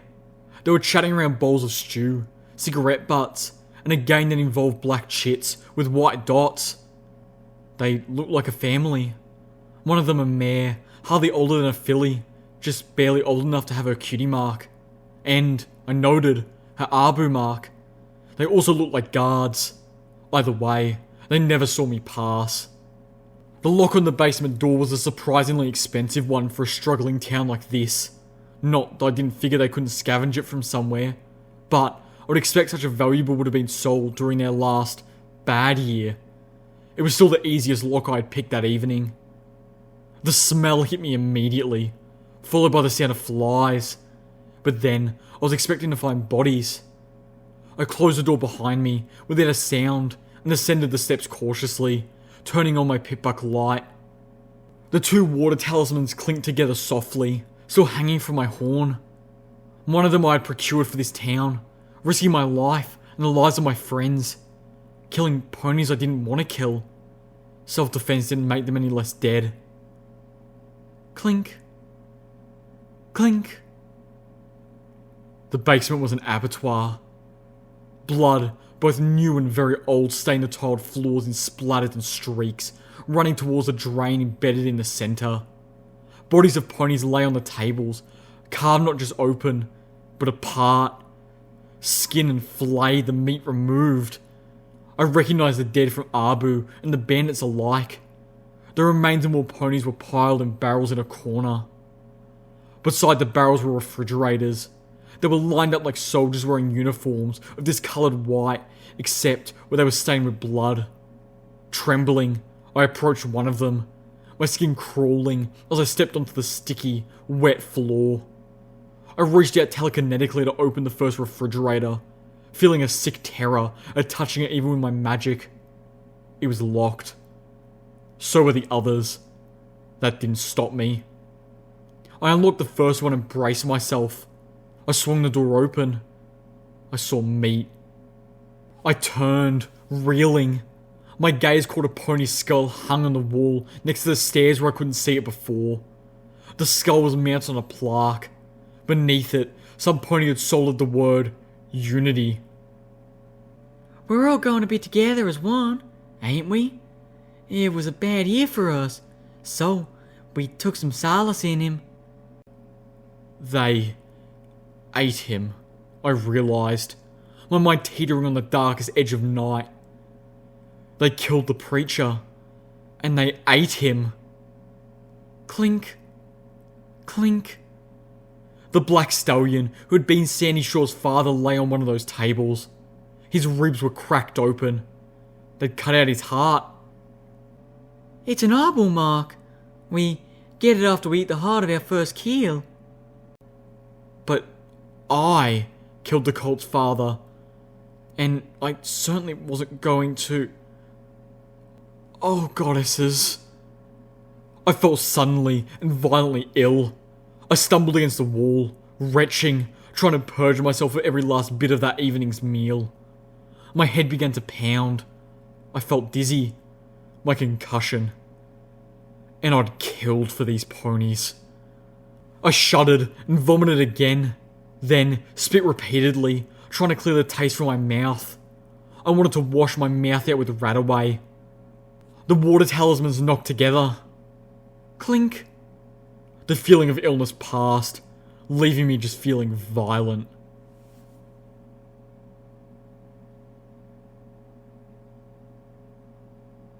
You're cannibals? I shouted as I burst back into the quick care, telekinetically lifting all 3 ponies and choking them. What the fuck is wrong with you? The wasteland isn't fucked up enough. The mother of the family, the same apricot unicorn mare who had been collecting the bodies, levitated a knife from the table. I knocked it away with my own magic. You fed the cult! His own father! You sick monsters! I raged, seeing nothing but red.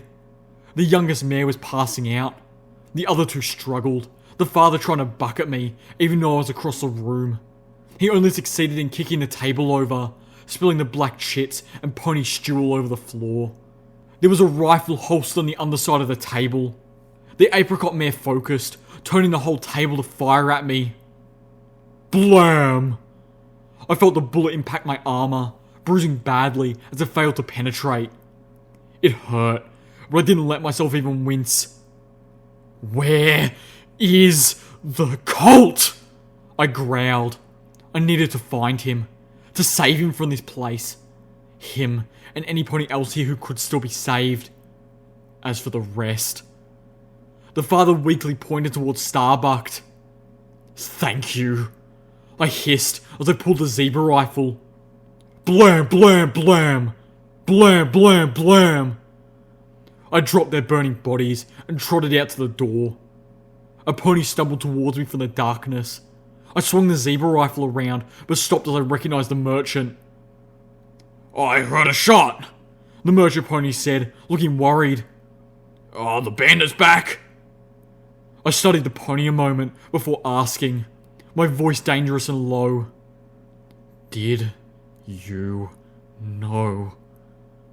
The merchant froze, reassessing the situation. No, what? That Abu is full of cannibals. That the meat they are selling you is pony meat. Did you know? The merchant pony blanched, looking immediately ill. The pony swayed, fighting to stay on all four hooves. That was answered enough. Go look in the basement, I said, pointing back the way I came. Mind the bodies in the fire. Then, go tell every pony you meet!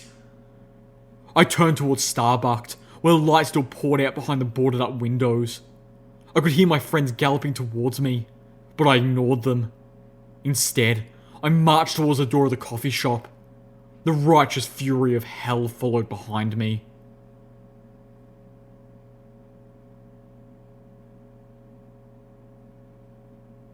DJ Pony here, and I've got to tell you, I don't know what to make of this one, children. For weeks I've been telling you of the heroic deeds of the stable dweller, our heroine of the equestrian wasteland, our bringer of light in this time of darkness. But today, another village in Manhattan has gone silent. Abu is dead. Reports have reached me that every pony in the town, over 24, have been killed. And listen, children, I don't know how to say this, but it looks like it was the stable dweller who was responsible.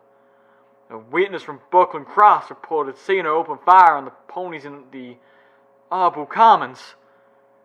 Now, children, I don't want to believe this. I don't want to believe our heroine has turned on us. There must be more to this story than what I'm hearing. If you know anything about it, please contact my assistant Hamaj at Ten Pony Tower. Anything at all. I don't know exactly what went down or why, but I'm not gonna stop until I find out. And when I do, you'll be the first to know. This is DJ Pony, bringing you the truth, no matter how bad it hurts. Footnote: maximum level.